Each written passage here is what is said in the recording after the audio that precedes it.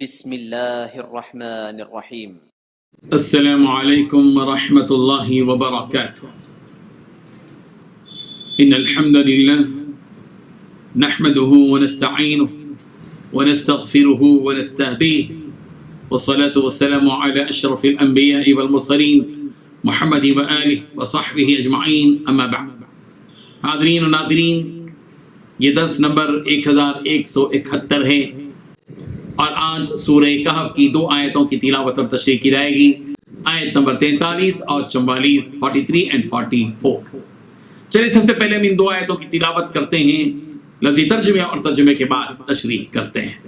اعوذ باللہ من الشیطان الرجیم، بسم اللہ الرحمن الرحیم۔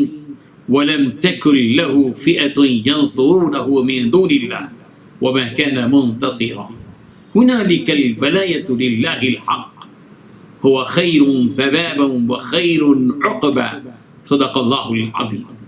لفظی ترجمہ یوں ہے، وَلَمْ تَكُنْ اور نہ ہوئی، لَهُ اس کے لیے، فِئَةٌ کوئی جماعت، يَنْصُرُونَ کہ وہ مدد کرتے اس کی، مِنْ دُونِ اللَّهِ سوائے اللہ کی، وَمَا كَانَ اور نہ ہوا وہ خود، منتصرا بدلہ لینے والا۔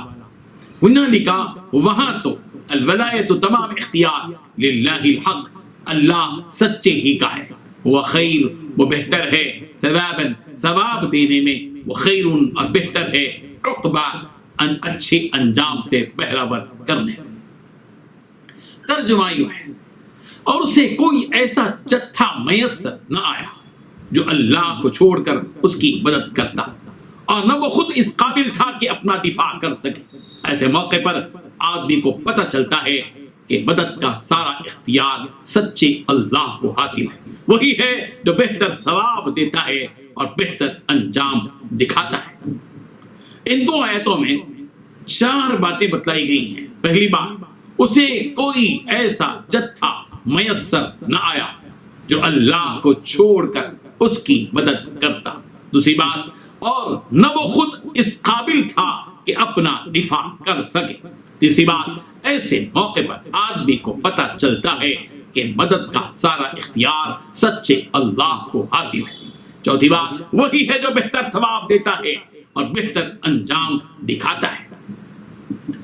بزرگان محترم، بات چل رہی ہے انہی 2 آدمیوں کی جن میں سے ایک کافر تھا، مغرور تھا، رب ذوالجلال کے احکامات کی نافرمانی کرنے والا ناشکر انسان تھا، اور دوسرا وہ جو مومن بندے تھے، نیک آدمی تھے، پرہیزگار، شکر گزار، اللہ کے فرما بردار۔ ان دونوں کے سلسلے میں باتیں چل رہی ہیں مسلسل۔ یہاں یہ بات بیان کی جا رہی ہے کہ اس کافر مغرور کی، اس کے کفر و گھمنڈ اور اس کے غرور اور گھمنڈ اور اس کے کفر کی وجہ سے حالت یہ ہو گئی کہ اسے نہ کوئی ایسا جتھا میسر آیا جو اللہ کو چھوڑ کر اس کی مدد کرتا۔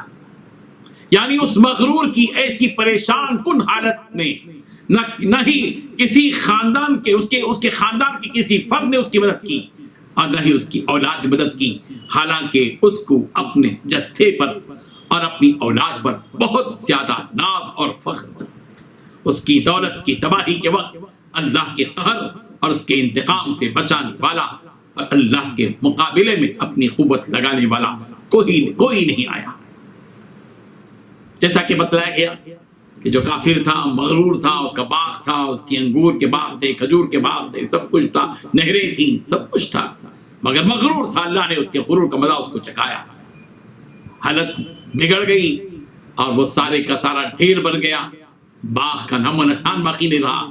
تو اللہ تبارک و تعالی نے بتایا، انسانوں کو بتایا ہے اس واقعے کے ذریعے سے کہ یاد رکھو، غرور کریں گے، نہ کوئی اولاد کمائے گی، نہ خاندان کمائے گا، نہ جتھا کمائے گا، نہ نوکر چاکر کمائیں گے، کوئی کچھ نہیں کمائے گا۔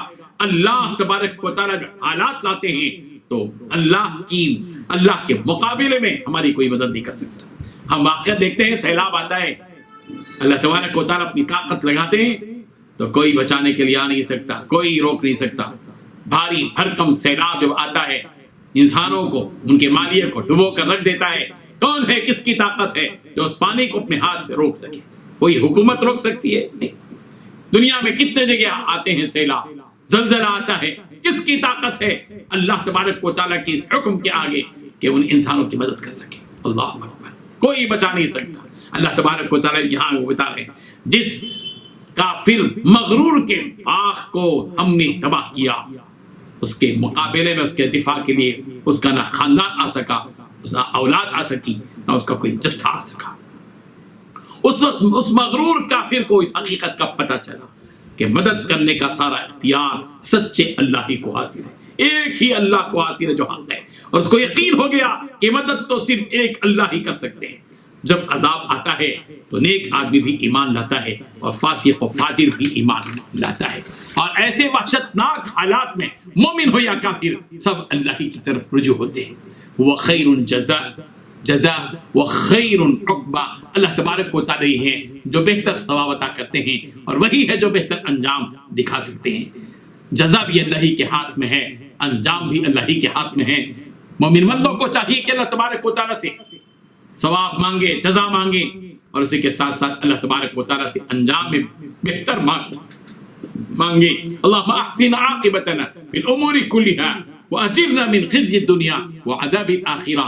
اے اللہ ہم سب کو اچھا بدلہ، اچھا انجام ہمارا فرما دے۔ اللہم احسن عاقبتنا فی الامور کلھا، ہمارے تمام امور میں پروردگار ہمیں اچھا انجام عطا کیجیے۔ زندگی کا خلاصہ اچھا انجام ہے، جس کا انجام اچھا ہو گیا وہ کامیاب ہو گیا، فقد فاز، وہ کامیاب ہو گیا۔ ہمیں اپنے پروردگار سے ہمیشہ اچھے انجام کی بھی مانگتے رہنا چاہیے۔ اللہ ہی ہے جو اپنے مومن بندوں کو جو اس کے دوست ہوتے ہیں بہتر سے بہتر انجام تک پہنچاتے ہیں اور ان کی مدد و نصرت فرماتے ہیں۔ اللہ تعالی ہم سب کو اسی پر بھروسہ رکھنے کی، اسی کی طرف رجوع ہونے کی اور اسی سے بھیک مانگنے کی توفیق عطا فرمائے۔ آمین۔ وآخر دعوانا ان الحمد للہ رب العالمین۔